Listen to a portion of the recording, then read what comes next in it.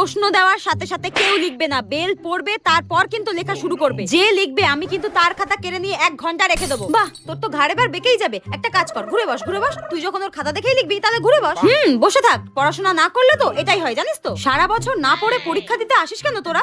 এই last bench, তুমি যদি আর একবার কথা বলেছো তো টেনে নিয়ে এসে সামনে বসাবো আমি ফার্স্ট বেঞ্চে। বুলুদাকে বলো না 1 কাপ চা নিয়ে আসতে। আমি কিন্তু সব দেখছি যে যা করছিস। কেউ কোনো কথা বলবি না, নিজের খাতার দিকে তাকা। চা নিয়ে আসতে বলো তাড়াতাড়ি। আমি যদি কাউকে দেখেছি কেউ অসৎ পথ অবলম্বন করেছিস, টেনে কিন্তু হেড ম্যামের ঘরে নিয়ে যাব, একদম টিসি দিয়ে বার করে দেবো স্কুল থেকে। ম্যাম, টয়লেটে যাব। কি হয়েছে? টয়লেটে যাবি? গিয়ে বন্ধুদের কাছ থেকে জেনে আসবি। চুপচাপ করে লেখ।